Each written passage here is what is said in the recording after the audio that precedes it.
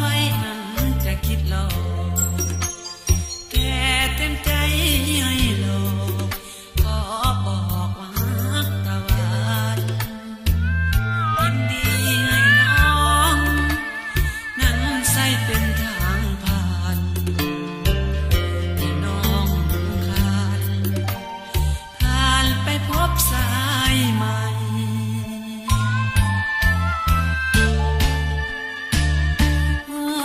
ตั้งนานว่าตะวันบ่ได้ยังค่าแต่ว่ากันดามาปักใจกับสายยามเจ้าผิดหวังก็มานั่งให้ข้าปลอบใจพบชายคนใหม่ก็ไปให้ความเมตตา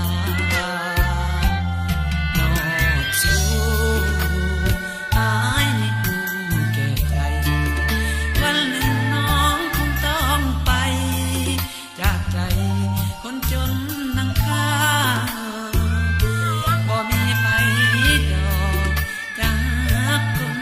อนาถาเขายานบ่มีปัญญานำพาให้เขารวยได้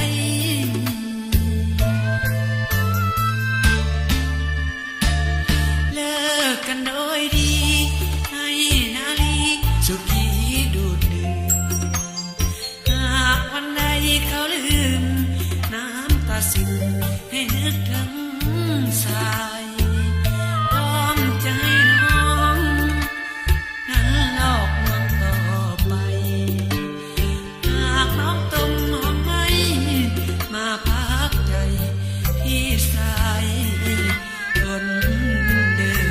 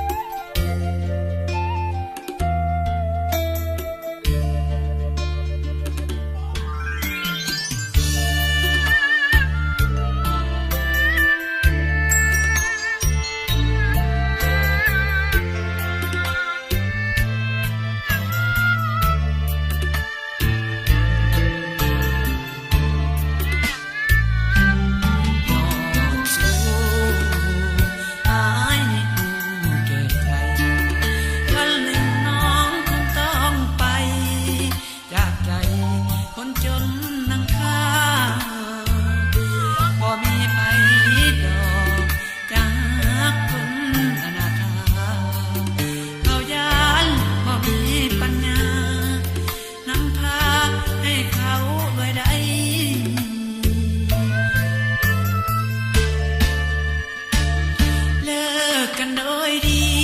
ให้นาลีสุขีดูดดื่มหากวันใดเขาลืมน้ำตาซึมให้นึกถึงสายพร้อมจะให้น้องนั้นหลอกลวงต่อไปหากน้องต้มหอมให้มาพักใจที่สายทน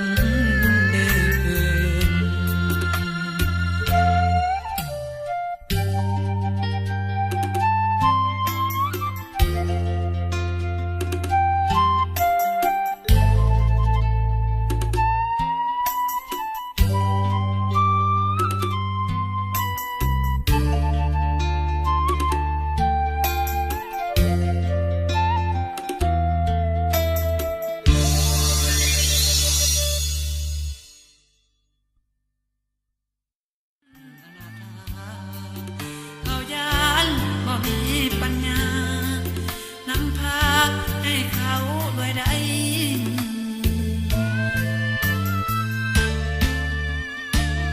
เลิกกันโดยดี